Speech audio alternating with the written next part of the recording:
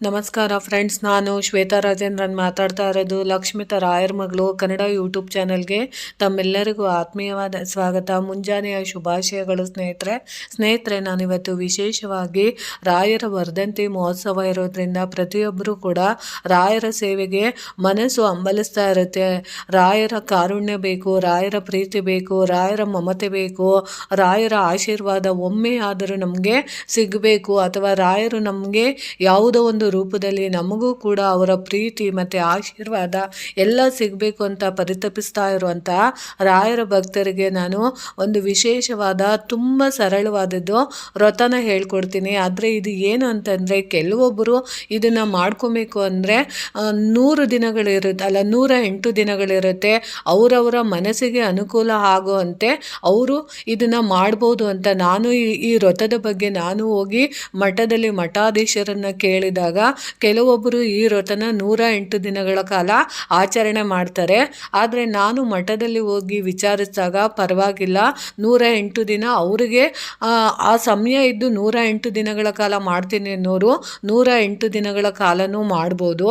ಅಕಸ್ಮಾತ್ ಸಮಯ ಇಲ್ದಿದ್ದವರು ಅಂಥವರು ಕೂಡ 21 ದಿನ, 11 ದಿನ ಮತ್ತು 48 ದಿನ ಈ ವ್ರತನ ಮಾಡ್ಬೋದು ಅಂತ ಒಬ್ಬರು ಮಠಾಧೀಶರು ನನಗೂ ತಿಳಿಸ್ಕೊಟ್ರು. ಯಾಕಂದರೆ ನಾನು ಆ ವ್ರತದ ಬಗ್ಗೆ ನಾನು ಬೇರೆಯವರಿಂದ ತಿಳ್ಕೊಂಡಿದ್ದು, ನನಗೆ ಅದ್ರ ಬಗ್ಗೆ ಸಂಪೂರ್ಣವಾಗಿ ಮಾಹಿತಿ ಗೊತ್ತಿರಲಿಲ್ಲ.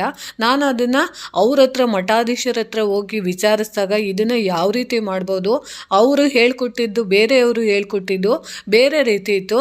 ಅದನ್ನು ನನಗೆ ಯಾವ ರೀತಿ ಅನುಕೂಲ ಆಗುತ್ತೋ ಇಲ್ವೋ ಅಂತ ನಾನು ಹೋಗಿ ಬೇರೆಯವ್ರನ್ನ ಕೇಳಿದಾಗ ಆ ಮಠಾಧೀಶರು ನನಗೆ ಹೇಳಿದ್ದು 108 ದಿನ ಮಾಡ್ಬೋದು, 21 ದಿನ ಮಾಡ್ಬೋದು, 11 ದಿನ ಮಾಡ್ಬೋದು, ಇಲ್ಲ 48 ದಿನ ನೀವು ಮಾಡ್ಬೋದು. ರಾಯರ ಸೇವೆಗೆ ನಿಮಗೆ ಎಷ್ಟು ದಿನ ನಿಮ್ಮ ಅನುಕೂಲಗಳು ಯಾವ್ಯಾವ ರೀತಿ ಇರುತ್ತೋ ಆಯಾ ದಿನಗಳಲ್ಲಿ ಮಾಡ್ಬೋದು ಅಂತ ಹೇಳ್ಕೊಟ್ಟಿದ್ರು.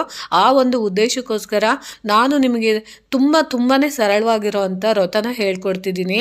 ಯಾಕಂದರೆ ಸ್ನೇಹಿತರೆ, ಎಲ್ಲರಿಗೂ ಅವ್ರದ್ದೇ ಆದ ಕಷ್ಟಗಳಿರುತ್ತೆ, ದುಡ್ಡಿನ ತಾಪತ್ರೆಗಳಿರುತ್ತೆ, ಮನೆಯ ಸಮಸ್ಯೆಗಳಿರುತ್ತೆ, ಆಮೇಲೆ ಸಮಯ ಬೇರೆ ಇರೋದಿಲ್ಲ. ಅಂಥದ್ರ ಮಧ್ಯದಲ್ಲೂ ನಾವು ಗುರುರಾಯರನ್ನು ನಾವು ಒಲಿಸ್ಕೊಬೇಕು ಅನ್ನೋ ಉದ್ದೇಶಕ್ಕೋಸ್ಕರ, ಅದರಲ್ಲೂ ಈ ಎಷ್ಟೋ ವರ್ಷ 144 ವರ್ಷಗಳ ನಂತರ ಬಂದಿರೋಂಥ ಮಹಾಪರ್ವ ಕಾಲದಲ್ಲಿ ರಾಯರ ಸೇವೆನ ನೀವು ಖಂಡಿತವಾಗ್ಲೂ ಮಾಡಿ. ಯಾಕಂದರೆ ಇಂಥ ಸೇವೆಗಳು ಸಿಗೋವಂಥ ಸೌಭಾಗ್ಯ ನಮಗೆ ಮಾಡುವಂಥ ಅವಕಾಶ ಎಲ್ಲೋ ಅಪರೂಪಕ್ಕೊಮ್ಮೆ ಬರುತ್ತೆ. ನಾವು ಆ ಅವಕಾಶ ಸಿಕ್ಕಿದಾಗ ನಮಗೆ ಬೇಕಾಗಿರೋದನ್ನು ನಾವು ಪಡ್ಕೊಳ್ಳೋಕ್ಕೆ ಯಾವುದೋ ಒಂದು ರೀತಿಯಲ್ಲಿ ನಾವು ರಾಯರ ಸೇವೆನ ನಾವು ಮಾಡಬೇಕಾಗುತ್ತೆ. ಅದರಲ್ಲೂ ವಿಶೇಷವಾಗಿ ನಾನು ಹೇಳ್ಕೊಡೋ ಅಂಥ ಸೇವೆನ ನೀವು ಮೊದಲೇ ನಿರ್ಧಾರ ಮಾಡ್ಕೊಳ್ಳಿ. ಯಾಕಂದರೆ ಇಷ್ಟು ದಿನ ನಾನು ಮಾಡ್ತೀನಿ ಅಂತ ನೀವು ಸಂಕಲ್ಪ ಮಾಡಿ ಈ ಗುರುವಾರದಿಂದನೇ ಪ್ರಾರಂಭ ಮಾಡಿ. ಯಾಕಂದರೆ ಈ ಗುರುವಾರದಿಂದ ನೀವು ಪ್ರಾರಂಭ ಮಾಡಿದ್ದೇ ಆದರೆ ಕೊನೆ ಪಕ್ಷ ನಿಮಗೆ ಒಂದು 11 ದಿನನಾದ್ರೂ ಸಿಗುತ್ತೆ. ಆ 11 ದಿನ ಅಂತನಾದರೂ ನೀವು ಮಾಡಿದ್ದೇ ಆದರೆ ಖಂಡಿತವಾಗ್ಲೂ ನಿಮಗೆ ರಾಯರ ಅನುಗ್ರಹ ಆಗುತ್ತೆ. ಯಾಕಂದರೆ ಈ ವ್ರತ ಮಾಡಬೇಕು ಅಂದಾಗ ನೀವು ಆತರ ಪಡಕ್ಕೆ ಹೋಗ್ಬೇಡಿ. ಯಾಕಂದರೆ ಇದು ವ್ರತದ ಪ್ರಭಾವನೆ ಹಂಗೆ. ಆದರೆ ಇದು ಒಂದು ಸ್ವಲ್ಪ ಲಾಂಗ್ ಆಗುತ್ತೆ, ಅಂದರೆ ಬಹಳ ದಿನ ಹಿಡಿಯುತ್ತೆ. ಆದರೆ ನಿಮಗೆ ತುಂಬಾ ಹೆಲ್ಪ್ ಆಗುತ್ತೆ, ಅಂದರೆ ತುಂಬಾ ಒಳ್ಳೆ ರೀತಿಯಲ್ಲಿ ನಿಮಗೆ ರಿಸಲ್ಟ್ನ ಕೊಡುತ್ತೆ. ಅದಕ್ಕೋಸ್ಕರ ನಾನು ಮೊದಲೇ ಇದನ್ನು ಹೇಳ್ತಾ ಇದ್ದೀನಿ. ನೀವು ಮಾಡೋ ಅಂಥದ್ದನ್ನು ಯಾಕೆ ನಾನು ಗುರುವಾರದಿಂದನೇ ಪ್ರಾರಂಭ ಮಾಡಿ ಅಂದರೆ, ಯಾವಾಗಲೂ ಅಷ್ಟೇ ರಾಯರ ಒಂದು ಅನುಗ್ರಹ ಬೇಕು, ರಾಯರ ಆಶೀರ್ವಾದ ಬೇಕು ಅಂತ ಅಂದಾಗ ನಾವು ಗುರುಗಳನ್ನು ನಾವು ಯತಿಗಳನ್ನು ನಾವು ಪೂಜಿಸುವಾಗ ಗುರುರಾಯರಿಗೆ ಇಷ್ಟವಾದ ದಿನ ಬಂದು ಗುರುವಾರ ಆಗಿರುತ್ತೆ. ಗುರುದೋಷಗಳಿದ್ದರೆ ಹೋಗಲಿ, ಗ್ರಹಗತಿಗಳ ದೋಷ ಇದ್ದರೆ ಹೋಗಲಿ, ಯಾರ್ದಾದ್ರೂ ಶಾಪಗಳಿದ್ದರೆ ಹೋಗಲಿ ಅನ್ನೋ ಉದ್ದೇಶದಿಂದ ಗುರುವಾರದಿಂದ ಪ್ರಾರಂಭ ಮಾಡಿ ಅಂತ ಹೇಳ್ತಾ ಇದ್ದೀನಿ. ಈ ಗುರುವಾರದಿಂದ ನೀವು ಈ ವ್ರತನ ನೀವು ಮಾಡ್ತೀನಿ ಅಂತ ನೀವು ಸಂಕಲ್ಪ ಮಾಡ್ಕೊಬೇಕು. ಎಷ್ಟು ದಿನ ಮಾಡ್ತೀರಾ ಅನ್ನೋದು ನಿಮಗೆ ಬಿಟ್ಟಿದ್ದು. ಆದರೆ ಮಾಡುವಾಗ ನೀವು ನೋಡಿ, ಇವಾಗ ನೀವು ನಾಳೆ ಗುರುವಾರದಿಂದ ಪ್ರಾರಂಭ ಮಾಡಿದ್ರೆ ರಾಯರ ವರ್ಧಂತಿ ಮಹೋತ್ಸವದಷ್ಟೊತ್ತಿಗೆ 7 ದಿನಗಳಾಗುತ್ತೆ. ಶುಕ್ರವಾರಕ್ಕೆ 8 ಆಗುತ್ತೆ, ಶನಿವಾರಕ್ಕೆ 9 ಆಗುತ್ತೆ, ಭಾನುವಾರ 10 ಆಗುತ್ತೆ, ಸೋಮವಾರ 11 ದಿನಗಳಾಗುತ್ತೆ. ನೀವು 11 ದಿನಕ್ಕೆ ನೀವು ಅದನ್ನು ಕೊನೆಗೊಳಿಸ್ಬೋದು. ಅಕಸ್ಮಾತ್ ಇಲ್ಲ ನಮಗೆ ತುಂಬ ರಾಯರ ಅನುಗ್ರಹ ಬೇಕು, ನಮಗೆ ಮನೆಯಲ್ಲಿ ಕೂತು ಏನು ಮಾಡಬೇಕಾಗಿದೆ, ಅಟ್ಲೀಸ್ಟು ರಾಯರ ಸೇವೆನ ನಾವು ಮಾಡೋದಕ್ಕೆ ಸದಾ ಸಿದ್ಧರಾಗಿರ್ತೀರಿ ಅಂತ ಬಯಸುವಂಥವ್ರು 11 ದಿನಗಳ ಕಾಲ ಮಾಡಿ, ಇಲ್ಲ 48 ದಿನ ಮಾಡಿ, ಇಲ್ಲ 21 ದಿನ ಮಾಡಿ. ಅದು ಆಗಲಿಲ್ಲ ಅಂದರೆ 108 ದಿನ ನೀವು ದೀರ್ಘಕಾಲವಾಗಿ ಕೂಡ ಮಾಡ್ಬೋದು. ನಿಮ್ಮ ಅನುಕೂಲಕ್ಕೆ ನೀವು ಮಾಡಿ. ಯಾವ ರೀತಿ ಮಾಡ್ತೀರಾ ಅನ್ನೋದು ನಿಮ್ಮ ವಿವೇಚನೆಗೆ ಬಿಟ್ಟಿತ್ತು. ಅದಾದಮೇಲೆ ನೋಡಿ, ಪೂಜೆಗೆ ನೀವು ಏನೇನು ಮಾಡಬೇಕು ಅನ್ನೋದನ್ನು ನಾನು ನಿಮಗೆ ತಿಳಿಸ್ಕೊಡ್ತೀನಿ. ಬ್ರಹ್ಮ ಮುಹೂರ್ತದಲ್ಲಿ ನೀವು ಸ್ನಾನ ಮಾಡಬೇಕಾಗುತ್ತೆ. ಯಾಕಂದರೆ ನಾವು ರಾಯರ ವರ್ಧಂತಿ ಮಹೋತ್ಸವದಲ್ಲಿ ಕೊನೆ ಪಕ್ಷ ನಾವು ಈ ಗುರುವಾರದಿಂದ ಶುರು ಮಾಡಿದಾಗ ಆ ವ್ರತದ ಮಧ್ಯದಲ್ಲಿ ನಮಗೆ ಕೊನೆ ಪಕ್ಷ ಏನಿಲ್ಲ ಅಂದ್ರೂ 7 ದಿನಗಳು ನಮಗಾಗಿ ಸಿಗುತ್ತೆ. ಆ 7 ದಿನಗಳಲ್ಲಿ ನಮಗೆ ವಿಶೇಷವಾದ ಪರ್ವಕಾಲದಲ್ಲಿ ವಿಶೇಷವಾಗಿ ನಮಗೆ ರಾಯರ ಅನುಗ್ರಹ ಆಗೋದಕ್ಕೆ, ನಾವು ರಾಯರಿಗೆ ಸಮೀಪ ಆಗೋದಕ್ಕೆ ಈ ವ್ರತನ ನಾವು ಸ್ಟಾರ್ಟ್ ಮಾಡಿರ್ತೀವಿ. ಅದಕ್ಕೋಸ್ಕರ ನಾನು ನಿಮಗೆ ಈ ಗುರುವಾರದಿಂದ ಮಾಡೋ ಅಂಥದ್ದನ್ನು ತಿಳಿಸ್ಕೊಡ್ತಿದ್ದೀನಿ. ಗುರುವಾರದ ಸಮಯದಲ್ಲಿ ನೀವು ಬ್ರಹ್ಮ ಮುಹೂರ್ತದಲ್ಲಿ ಅಂದರೆ ನಿಮ್ಮ ಅನುಕೂಲ, ಅಕಸ್ಮಾತ್ ನಿಮಗೆ ಯಾವ ಸಮಯದಲ್ಲಿ ನಿಮಗೆ ಕೆಲವೊಬ್ಬರಿಗೆ ಬೇಗ ಎದ್ದೇಳೋ ಅಂಥದ್ದು ಇರುತ್ತೆ, ಕೆಲವೊಬ್ರಿಗೆ ಆಗೋದಿಲ್ಲ. ಅಂಥವ್ರು ನಿಮ್ಮ ಅನುಕೂಲ ಅಂದರೆ ಕೊನೆ ಪಕ್ಷ ಬೆಳಗ್ಗೆ 10 ಗಂಟೆಯ ಒಳಗಡೆ ನೀವು ಸ್ನಾನನ ಮಾಡಿ ಮುಗಿಸಿದ ನಂತರ ನೀವು ಏನು ಮಾಡಬೇಕು ಅಂದರೆ ಸ್ನೇಹಿತರೆ, ನಿಮ್ಮ ಮನೆಯಲ್ಲಿ ಯಾವ ಒಗ್ದಿರೋಂಥ ಬಟ್ಟೆಗಳಿರುತ್ತೋ ನೀವು ಅಂಥದ್ದನ್ನು ಬಟ್ಟೆಗಳನ್ನು ನೀವು ಹಾಕ್ಕೊಂಡು ನೀವು ಏನು ಮಾಡಬೇಕು ಅಂದರೆ, ನಿಮ್ಮ ಮನೆಯಲ್ಲಿ ದೇವರ ರಾಯರ ಫೋಟೋ ಇದ್ದರೆ, ರಾಯರ ವಿಗ್ರಹ ಇದ್ದರೆ ರಾಯರ ಫೋಟೋನ ಇಟ್ಟು ಅದಕ್ಕೆ ನೀವು ಅಲಂಕಾರ ಮಾಡೋದಕ್ಕೆ ಕೆಲವೊಬ್ಬರಿಗೆ ಹೂವು ತಗೊಳ್ಳೋಕ್ಕೂ ಶಕ್ತಿ ಇರೋದಿಲ್ಲ. ಅದಕ್ಕೋಸ್ಕರ ನಾನು ಈ ಸರಳವಾದದ್ದು ಹೇಳ್ಕೊಡ್ತಿದ್ದೀನಿ. ಒಂದು ಫೋಟೋ ಇದ್ದರೆ ಆ ಫೋಟೋನ ಇಡಿ. ನಿಮ್ಮ ಮನೆಯಲ್ಲಿ ಯಾವುದಾದ್ರೂ ಒಂದು ಪೂಜಾ ಕೊಠಡಿಯಲ್ಲಿ ಒಂದು ಮಣೆ ಇದ್ದರೆ ಆ ಮಣೆನ ಇಡಿ. ಅದರ ಮೇಲೆ ನಿಮಗೆ ರಾಯರ ವಿಗ್ರಹ ಇದ್ದರೆ ಆ ಹಲಗೆ ಮೇಲೆ ವಿಗ್ರಹನ ಇಡಿ. ಅಕಸ್ಮಾತ್ ವಿಗ್ರಹ ಇಲ್ಲ ಅಂದರೆ ಕೊನೆ ಪಕ್ಷ ನಿಮ್ಮ ಮನೆಯಲ್ಲಿ ಇರೋವಂಥ ರಾಯರ ಫೋಟೋ ಇಟ್ಟು ಆ ಮಣೆಯ ಮೇಲೆ ಒಂದು ತಾಮ್ರದ ತಟ್ಟೆ ಅಥವಾ ಹಿತ್ತಾಳೆಯ ತಟ್ಟೆನ ನೀವು ಇಡಬೇಕಾಗುತ್ತೆ. ವಿಗ್ರಹ ಇದ್ದರೆ ತುಂಬಾ ಅನುಕೂಲ. ಅಕಸ್ಮಾತ್ ಇಲ್ಲ ಅನ್ನೋರು ನೊಂದ್ಕೊಂಬಿಡಿ. ಯಾವತ್ತೂ ಅಷ್ಟೇನೆ ಇಲ್ಲ ಅಂತ ನಾವು ಯಾವತ್ತೂ ರಾಯರ ಸೇವೆ ಮಾಡೋದೇ ಬೇಡ ಅಂತ ಯಾವತ್ತೂ ಅನ್ಕೊಬಾರ್ದು. ಇಲ್ಲ ಅಂದರೂ ಪರವಾಗಿಲ್ಲ, ಆ ಫೋಟೋಗೆ ನೀವು ಒಂದೇ ಒಂದು ತುಳಸಿ ದಳನ ಇಡಿ. ನಿಮ್ಮ ಕೈಯಲ್ಲಿ ಏನೂ ತರೋಕ್ಕಾಗಲಿಲ್ಲ, ಎಂಥದ್ದು ಮಾಡೋಕ್ಕಾಗ್ತಿಲ್ಲ ಅಂದರೆ ನಿಮ್ಮ ಮನೆಯ ಹಿತ್ತಲಲ್ಲಿರೋ ಅಂಥದ್ದು ಒಂದು ತುಳಸಿ ದಳನ ರಾಯರಿಗೆ ಅರ್ಪಣೆ ಮಾಡಿ. ಅದಾದಮೇಲೆ ನೀವು ರಾಯರಿಗೆ ನಿಮ್ಮ ಮನೆಯಲ್ಲಿರೋವಂಥ ಗಂಧದ ಬಟ್ಟು, ಒಂದು ಗಂಧದ ಬಟ್ಟನ್ನ ರಾಯರಿಗೆ ಇಡಿ. ಇಲ್ಲ ನಿಮಗೆ ರಾಯರು ನಮಗೆ ಸುಂದರವಾಗಿ ಕಾಣಬೇಕು ಅಂದರೆ ನೀವು ಯಾವ ರೀತಿ ಅಲಂಕಾರ ಮಾಡಬೇಕು ಅಂತೀರೋ ಆ ರೀತಿ ರಾಯರಿಗೆ ಅಲಂಕಾರ ಮಾಡಿ.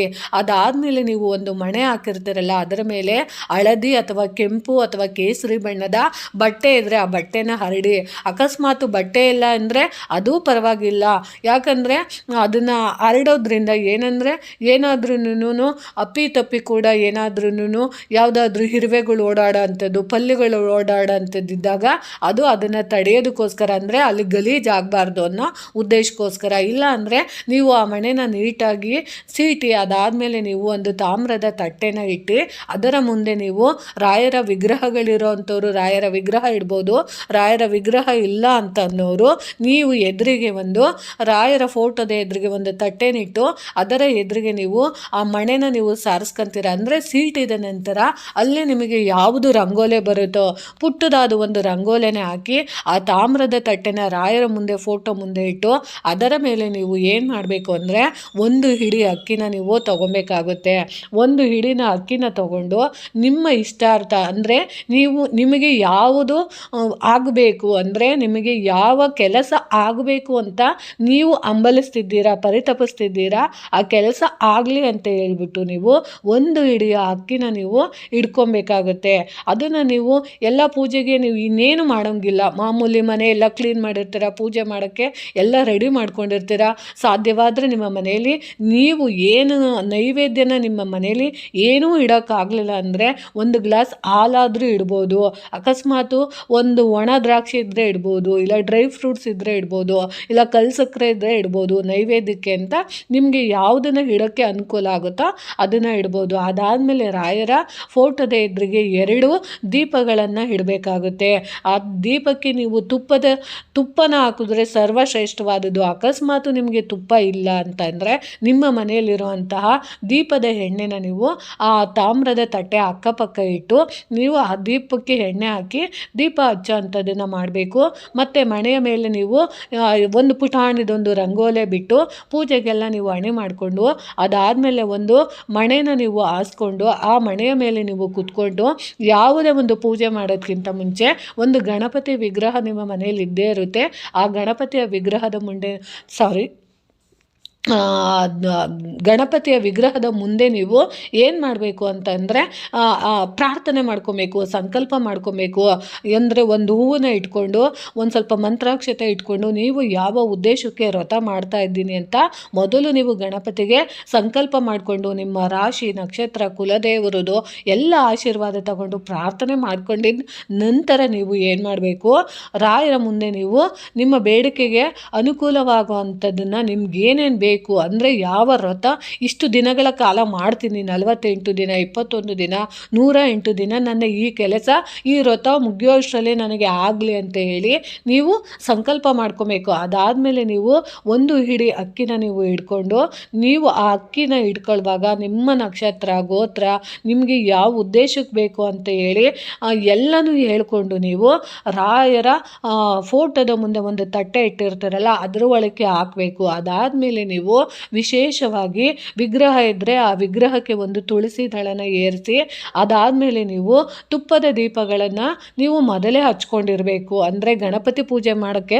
ಸಂಕಲ್ಪ ಮಾಡ್ತಿರಲ್ಲ ಆವಾಗಲೇ ನೀವು ದೀಪನ ಹಚ್ಕೊಂಡಿರಬೇಕು. ಅದಾದಮೇಲೆ ನೀವು ಈ ಅಕ್ಕಿನ ಒಂದು ಹಿಡಿ ಅಕ್ಕಿನ ನೀವು ಇಟ್ಕೊಂಡು ಆ ತಾಮ್ರದ ತಟ್ಟೆಯ ಒಳಗಡೆ ಹಾಕಿ ನೀವು ಯಾವ ಉದ್ದೇಶಕ್ಕೆ ಮಾಡ್ತಿದ್ದೀರಾ ಅಂತ ಎಲ್ಲನೂ ಪ್ರತಿಯೊಂದನ್ನು ಹೇಳ್ಕೊಂಡು ಆ ತಟ್ಟೆಗೆ ಹಾಕಬೇಕು. ಡೈಲಿ ಒಂದು ಹಿಡಿ ಅಕ್ಕಿನ ನೀವು ಆ ದೊಡ್ಡ ತಟ್ಟೆ ಆದರೆ ತುಂಬ ಒಳ್ಳೆಯದು. ಅದನ್ನು ನೀವು 11 ದಿನಗಳ ಕಾಲ ಮಾಡ್ತೀರಾ ಅಂದ್ಕೊಳ್ಳಿ. ಆ 11 ದಿನಗಳ ಕಾಲ ಯಾವುದೇ ಕಾರಣಕ್ಕೂ ರಾಯರ ವಿಗ್ರಹನ ನೀವು ಕದಲಿಸೋಕ್ಕೆ ಹೋಗಬೇಡಿ, ಅದು ಅಲ್ಲೇ ಎದ್ದು ಬಿಡಲಿ. 11 ದಿನ ಮಾಡ್ತೀನಿ ಅಂದಾಗ ಆ ರಾಯರ ವಿಗ್ರಹಕ್ಕೆ 11 ದಿನಗಳ ಕಾಲ ಬೆಳಗ್ಗೆ ಎದ್ದೇಳೋದು, ಸ್ನಾನ ಮಾಡೋದು, ನಿಮ್ಮ ಮನೇಲಿ ಒಂದು ತುಳಸಿ ದಳ ಇಟ್ಟಿರ್ತಾರಲ್ಲ ಆ ತುಳಸಿ ದಳನ ಮಾತ್ರ ನೀವು ಬದಲಾಯಿಸಬೇಕಾಗುತ್ತೆ. ಅದಾದಮೇಲೆ ವಿಗ್ರಹಕ್ಕೆ ಒಂದು ತುಳಸಿ ದಳ, ಫೋಟೋಗೆ ಒಂದು ತುಳಸಿ ದಳನ ನೀವು ಇಡಬೇಕಾಗುತ್ತೆ. ಇನ್ನು 11 ದಿನಗಳ ಕಾಲ ನೀವು ಒಂದೊಂದು ಮುಷ್ಟಿ ಅಕ್ಕಿನ ಪ್ರತಿದಿನ ಸ್ನಾನ ಮಾಡೋದು, ತುಳಸಿ ದಳನ ತೆಗೆದು ಹಾಕೋದು ಆಚೆ. ಅದಾದಮೇಲೆ ಪ್ರತಿದಿನವೂ ನೀವು ಗಣಪತಿಗೆ ಸಂಕಲ್ಪ ಮಾಡ್ಕೊಳ್ಳೋದು ಮತ್ತು ಕುಲದೇವರಿಗೆ ಪ್ರಾರ್ಥನೆ ಮಾಡೋದು. ಒಂದು ಇಡೀ ಅಕ್ಕಿನ ನೀವು ರಾಯರ ಫೋಟೋದ ತಾಮ್ರದ ತಟ್ಟೆ ಒಳಗಡೆ ಹಾಕಿ ಅದಾದಮೇಲೆ ನಿಮ್ಮ ಯಥಾ ಪ್ರಕಾರ ಒಂದೇ ಒಂದು ತುಳಸಿ ದಳನ ಆ ಅಕ್ಕಿ ಮೇಲೆ ಇಟ್ಟು ನೀವು ಪ್ರಾರ್ಥನೆ ಮಾಡಿ ಪೂಜೆ ಮಾಡೋ ಅಂಥದ್ದು, ಆಮೇಲೆ ಆರತಿ ಮಾಡೋ ಅಂಥದ್ದು ಅದನ್ನು ಮಾಡಿ ನೀವು ರಾಯರ ಅಷ್ಟಾಕ್ಷರ ಮಂತ್ರನ 108 ಸರಿ ನೀವು ಪ್ರತಿದಿನ ಹೇಳ್ಕೊಳ್ಳೋ ಅಂಥದ್ದನ್ನು ನೀವು ಮಾಡ್ಬೋದು. ಅಂದರೆ ನೀವು ಬೆಳಗ್ಗೆ ಹೊತ್ತು ಮಾಡಿಕೊಂಡು ಸಂಜೆ ಹೊತ್ತು ಸಹ ನೀವು ದೀಪನ ಹಚ್ಕೊಬೋದು. ಆವಾಗ ನೀವು ಅಕ್ಕಿ ಹಾಕೋಂಥದ್ದು ಏನಿರಲ್ಲ. ಅದಾದ ಮೇಲೆ ನೀವು 11 ದಿನಗಳ ಕಾಲ ಲಾಸ್ಟ್ ದಿನ ನೀವು ಏನು ಮಾಡಬೇಕು ಅಂದರೆ ನೀವು ನಿರಂತರವಾಗಿ ಪೂಜೆ ಮಾಡಿದ ನಂತರ ಲಾಸ್ಟ್ ದಿನ ನೀವು ರಾಯರಿಗೆ ವಿಶೇಷವಾಗಿ ನೀವು ಇಟ್ಟಿರೋಂಥ ಅಕ್ಕಿ ಇಟ್ಟಿರ್ತೀರಲ್ಲ ಆ ಅಕ್ಕಿನ ನೀವು ತಗೊಂಡು ಅದರಿಂದ ನೀವು ಅಕ್ಕಿ ಜೊತೆಗೆ 2 ತೆಂಗಿನಕಾಯಿಗಳೇನಾದರೂ ಸಿಕ್ಕಿದ್ರೆ ಲಾಸ್ಟ್ ದಿನ ನೀವು ಆ 1-2 ತೆಂಗಿನಕಾಯಿಗಳನ್ನು ಇದ್ದು ಅದಕ್ಕೆ ನೀವು ಒಂದು ವಿಶೇಷವಾದ ಪೂಜೆನ ಮಾಡಬೇಕಾಗುತ್ತೆ. ಯಾಕಂದರೆ ಕೊನೆ ದಿನ ಆಗಿರೋದ್ರಿಂದ ನೀವು ಅದನ್ನು ರಾಯರ ಮಠಗಳಿಗೆ ಕೊಡ್ತೀನಿ ಅನ್ನೋರು ಕೊಡ್ಬೋದು. ಇಲ್ಲ ಅಕಸ್ಮಾತು ನಾವು ಸೇವೆ ಮಾಡಿರೋ ಅಂಥದ್ದು ಅಂದರೆ ನೀವು ಆ ಅಕ್ಕಿನ ಇಟ್ಟಿರ್ತೀರಲ್ಲ ಆ ಅಕ್ಕಿನ ಏನು ಮಾಡಬೇಕು ಅಂದರೆ ಕೆಲವೊಬ್ಬರು ಬೇರೆ ರೀತಿ ಹೇಳ್ಕೊಟ್ರು, ಆದರೆ ಕೆಲವೊಬ್ಬರು ಹೇಳೋದು ಹೇಳೋದೇನು ಅಂದರೆ, ಆ ಅಕ್ಕಿನ ನೀವು ಒಂದು ಪಾತ್ರೆಯಲ್ಲಿ ಅಂದರೆ ಒಂದು ಬಟ್ಟೆಯಲ್ಲಿ ನೀವು ಗಂಟಿಕ್ಕಿ ಯಾರಾದರೂ ರಾಯರ ಮಠಗಳಲ್ಲಿ ಇರ್ತಾರಲ್ಲ ಬ್ರಾಹ್ಮಿನ್ಸ್ಗಳು, ಅಂದರೆ ವಯಸ್ಸಾಗಿರೋಂಥ ಬ್ರಾಹ್ಮಿನ್ಸ್ಗಳಿರ್ತಾರಲ್ಲ ಅವ್ರಿಗೆ ನೀವು ಅದನ್ನು ದಾನವಾಗಿ ಕೊಡ್ಬೋದು. ಅದನ್ನು ನೀವು ಕೊಡೋದಕ್ಕಿಂತ ಮುಂಚೆ ಒಂದು ಸಂಕಲ್ಪ ಮಾಡಿಕೊಂಡು, ಅಂದರೆ ನಾನು ಇಷ್ಟು ದಿನ ಈ ವ್ರತಗಳನ್ನು ಮಾಡಿದ್ದೀನಿ ಭಗವಂತ, ನಮಗೆ ನೀನು ಒಳ್ಳೇದು ಮಾಡು. ಅಕಸ್ಮಾತ್ ನೀವು ಅಂದ್ಕೊಂಡಿರೋ ದಿನಗಳಲ್ಲೇ ನಿಮಗೆ ನೀವು ಅಂದ್ಕೊಂಡಿರೋ ಕೆಲಸಗಳಾಗ್ಬಿಟ್ರೆ ಅದು ಇನ್ನೂ ಒಳ್ಳೆಯದು. ಆವಾಗ ನೀವು ಒಂದು ಹಳದಿ ಬಟ್ಟೆದು ಅಥವಾ ಕೆಂಪು ಬಟ್ಟೆನ ತೊಗೊಂಡು ಒಂದೆರಡು ತೆಂಗಿನಕಾಯಿಗಳನ್ನ ಇಟ್ಟು ನೀವು ಪೂಜೆ ಮಾಡಿದಂಥ ಅಕ್ಕಿನ ಅದ್ರ ಒಳಗಡೆಗೆ ಸುರ್ಕೊಂಡು ಅದಕ್ಕೆ ಎಲೆ ಅಡಿಕೆ ಅದಕ್ಕೆ ಒಂದಿಷ್ಟು ದಕ್ಷಿಣೆ ಅಂತ ಹೇಳಿ ಅದ್ರ ಒಳಗಡೆ ನೀವು ಇಟ್ಟು ಅದ್ರ ಜೊತೆಗೆ ನೀವು ಆ ಅಕ್ಕಿನೆಲ್ಲ ಸುರ್ಕೊಂಡು ತಗೊಂಡೋಗಿ ನೀವು ವಿಶೇಷವಾಗಿ ರಾಯರ ಮಠಕ್ಕೆ ದಾನ ಕೊಡ್ಬೋದು. ಈ ರೀತಿ ನೀವು ಮಾಡ್ಬೋದು. ಅಕಸ್ಮಾತು ಲಾಸ್ಟ್ ದಿನ ನೀವು ಸಾಧ್ಯವಾದರೆ ರಾಯರಿಗೆ ಬೆಲ್ಲದ ದೀಪದ ಆರತಿನ ಕೂಡ ನೀವು ಮಾಡ್ಬೋದು. ಆ ಅಕ್ಕಿಯ ಜೊತೆ ಆ ಬೆಲ್ಲನೂ ಕೂಡ ನೀವು ತಗೊಂಡೋಗಿ ದಾನ ಕೊಡೋದ್ರಿಂದ ತುಂಬಾ ಒಳ್ಳೆಯದಾಗುತ್ತೆ. ಅಕಸ್ಮಾತು ನಿಮಗೆ ಅದೆಲ್ಲ ಆಗಲಿಲ್ಲ ಅಂತಂದರೆ ನೀವು ಏನು ಮಾಡ್ಬೋದು ಅಂದರೆ, ಇಲ್ಲ ನಮಗೆ ದಾನ ಕೊಡೋಕ್ಕೆ ಆಗ್ತಾ ಇಲ್ಲ, ದೂರ ಇದ್ದಾರೆ ಅಂತ ಅನ್ನೋರು ಅವ್ರೇನು ಮಾಡ್ಬೋದು ಅಂದರೆ, ನೀವು ಇಟ್ಟಿರೋಂಥ ಅಕ್ಕಿ ಇರುತ್ತಲ್ಲ ಅದನ್ನು ನೀವು ಪಾಯಸ ಮಾಡಿ ನೀವೇ ಸ್ವತಃ ನೀವು ತಿನ್ಬೋದು. ಅಕಸ್ಮಾತು ನಿಮ್ಮ ಮನೆಯ ಸುತ್ತಮುತ್ತ ಯಾರಾದರೂ ಬ್ರಾಹ್ಮಣ ದಂಪತಿಗಳಿದ್ದರೆ ಅಥವಾ ವಯಸ್ಸಾದ ದಂಪತಿಗಳಿದ್ದರೆ ಅವರಿಗೆ ನೀವು ನಿಮ್ಮ ಕಷ್ಟಗಳೆಲ್ಲ ಪರಿಹಾರ ಆಗಲಿ ಅನ್ನೋದಕ್ಕೋಸ್ಕರ ರಾಯರು ಯಾವುದೋ ಒಂದು ರೂಪದಲ್ಲಿ ಬಂದು ನಿಮ್ಮ ಮನೆಯಲ್ಲಿ ಆಹಾರ ಸೇವಿಸೋದಕ್ಕೆ ಕಾರಣ ಆಗೋದಕ್ಕೆ ನೀವು ಆ ಅಕ್ಕಿಯಿಂದ ಮಾಡಿದಂಥ ಅಕ್ಕಿನ ನೀವು ಎತ್ತಿಟ್ಟಿರ್ತಾರಲ್ಲ ಆ ಅಕ್ಕಿನ ನೀವು ಪಾಯಸ ಮಾಡಿ, ಅಂದರೆ ಒಂದು ಸ್ವಲ್ಪ ತೆಂಗಿನಕಾಯಿ ಮತ್ತು ಬೆಲ್ಲ ಮತ್ತು ಏಲಕ್ಕಿ ಕಾಯಿ ಎಲ್ಲ ಹಾಕ್ಬಿಟ್ಟು ನೀವು ಪಾಯಸ ಮಾಡಿ ಅದ್ರ ಜೊತೆಗೆ ಸ್ವಲ್ಪ ಕಡಲೆಬೇಳೆ ಸೇರಿಸ್ಬಿಟ್ಟು ನೀವು ಪಾಯಸನ ಮಾಡಿ ಆ ಪಾಯಸನ ನೀವು ಯಾರಾದರೂ ವಯಸ್ಸಾದಂಥವ್ರನ್ನ ಕರೆದು ನೀವು ಊಟ ಹಾಕ್ಬೋದು. ಅಕಸ್ಮಾತು ಯಾರಾದರೂ ಅಂದರೆ ಸ್ವಲ್ಪ ಬ್ರಾಹ್ಮಣ ದಂಪತಿಗಳಿರ್ತಾರಲ್ಲ ಮಧ್ಯ ವಯಸ್ಸಿನವರು, ಅಂಥವ್ರನ್ನ ನೀವು ಕರೆದು ಆ ಪಾಯಸನ ನೀವು ಅವ್ರಿಗೆ ಊಟವಾಗಿ ಬಡಿಸೋದ್ರಿಂದನೂ ನಿಮ್ಮ ಮನೆಯಲ್ಲಿರುವಂಥ ಎಷ್ಟೋ ಕಡು ಕಷ್ಟಗಳು ನಿವಾರಣೆ ಆಗುತ್ತೆ. ಅಂದರೆ ನಿಮ್ಮ ಅನುಕೂಲ, ನೀವು ದಾನನಾದರೂ ಮಾಡ್ತೀರಾ ಅಥವಾ ಇಲ್ಲ ನಾವು ಪಾಯಸನ ಮಾಡ್ಕೊಂಡು ತಿಂತೀವಿ ಅನ್ನೋದಾದರೆ ಅದನ್ನು ನೀವು ಮಾಡಿ ತಿನ್ಬೋದು. ಆದರೆ ಅದು ಏನಂದರೆ ಒಂದು ಪುಣ್ಯ ಪ್ರಾಪ್ತಿ ಬೇಕು ಅನ್ನೋದಕ್ಕೋಸ್ಕರ ನಾವು ಮಾಡಿದಂಥ ಸೇವೆಯಲ್ಲಿ ರಾಯರು ಯಾವುದೋ ಒಂದು ರೂಪದಲ್ಲಿ ನಮ್ಮ ಮನೆಗೆ ಬರಲಿ ಅನ್ನೋ ಉದ್ದೇಶಕ್ಕೋಸ್ಕರ ನಾವು ಈ ವ್ರತನ ಮಾಡಿದಾಗ ರಾಯರು ಯಾವುದೋ ಒಂದು ರೂಪದಲ್ಲಿ ಬರ್ತಾರೆ. ಅದಕ್ಕೋಸ್ಕರ ನೀವು ಅವತ್ತಿನ ದಿನ ಯಾರೋ ಒಬ್ಬರನ್ನ ನಿಮ್ಮ ಮನೆಗೆ ಕರ್ಕೊಂಬಂದು ಊಟ ಹಾಕೋಂಥ ವ್ಯವಸ್ಥೆನ ಮಾಡಿ. ಅದರಲ್ಲೂ ವಯಸ್ಸಾಗಿರೋ ಅಂಥವ್ರಿಗೆ ಒಂದು 5 ಜನಕ್ಕಾದ್ರೂ ದಂಪತಿಗಳಿಗೆ ನೀವು ಊಟ ಕೊಡೋಂಥ ವ್ಯವಸ್ಥೆನ ಮಾಡಿ. ನೋಡಿ ಸ್ನೇಹಿತರೆ, ಒಬ್ಬೊಬ್ಬರು ಒಂದೊಂದು ರೀತಿ ಹೇಳ್ತಾರೆ. ನಾನು ವಿಚಾರಿಸಿದಾಗ ಮಠದಲ್ಲಿ ಹೋದಾಗ ಈ ರೀತಿ ಕೂಡ ಮಾಡ್ಬೋದು ಅಂತ ಅವರು ಆಪ್ಷನ್ಗಳು ಕೊಟ್ಟಿದ್ದಾರೆ. ಬೇರೆಯವರು ಬೇರೆ ರೀತಿಯೂ ಹೇಳ್ಕೊಟ್ಟಿದ್ದಾರೆ. ಅದು ಅವರವ್ರಿಗೆ ಯಾವ್ಯಾವ ರೀತಿ ಮಾಡಬೇಕು ಅಂತ ಹೇಳ್ಕೊಟ್ಟಿದ್ದಾರೋ ಆ ರೀತಿ. ನನಗೆ ಈ ರೀತಿ ಹೇಳ್ಕೊಟ್ಟಿದ್ದಾರೆ. ನನಗೆ ಇದು ಸರಿ ಅನ್ನಿಸ್ತು, ತುಂಬ ಈಸಿ ಆಗಿದೆ ಮತ್ತು ಇವ್ರು ಹೇಳಿದ್ದೂ ನನಗೆ ಇಷ್ಟ ಆಯಿತು. ಆ ಒಂದು ಉದ್ದೇಶಕ್ಕೋಸ್ಕರ ನಾನು ನಿಮಗೆ ತಿಳಿಸ್ಕೊಟ್ಟಿದ್ದೀನಿ. ತುಂಬಾ ಸರಳವಾದದ್ದು, ಇಲ್ಲಿ ಏನು ನೀವು ಖರ್ಚು ಮಾಡಬೇಕಾಗಿಲ್ಲ, ಸರಳವಾದದ್ದು. ಖಂಡಿತವಾಗ್ಲೂ ನೀವು ಪ್ರಾರಂಭ ಮಾಡ್ಕೊಳ್ಳಿ ಅಂತ ತಿಳಿಸ್ತಾ ಇದ್ದೀನಿ. ಈ ವಿಡಿಯೋ ನಿಮಗೆ ಇಷ್ಟ ಆಗಿದೆ ಅಂದ್ಕೊತೀನಿ. ನೀವು ಮೊದಲೇ ನಿರ್ಧಾರ ಮಾಡಿಕೊಂಡು ಮಾಡಿ ಸ್ನೇಹಿತರೆ. ಇಷ್ಟೇ, ಇನ್ನೇನು ಪೂಜೆ ಇಲ್ಲ. ನೀವು ಮಾಡಿದಂಥ ಸೇವೆಯ ಅಕ್ಕಿನ ನೀವು ದಾನವಾಗಿ ಕೊಡ್ಬೋದು, ಇಲ್ಲ ನೈವೇದ್ಯ ತಯಾರಿಸಿ ಹಂಚ್ಬೋದು, ಇಲ್ಲ ನಿಮ್ಮ ಅನುಕೂಲ ಯಾವ ರೀತಿ ಇದೆಯೋ ಆ ರೀತಿ ನೀವು ಮಾಡ್ಬೋದು. ನನಗೆ ಗೊತ್ತಿರೋ ರೀತಿ ನಾನು ತಿಳಿಸ್ಕೊಟ್ಟಿದ್ದೀನಿ. ಈ ವಿಡಿಯೋ ನಿಮಗೆ ಇಷ್ಟ ಆಗಿದ್ದರೆ ದಯವಿಟ್ಟು ಪ್ರೋತ್ಸಾಹ ಕೊಡಿ ಅಂತ ಕೇಳ್ಕೊತಿದ್ದೀನಿ. ಪ್ರೀತಿಯ ಧನ್ಯವಾದಗಳು ಸ್ನೇಹಿತರೆ.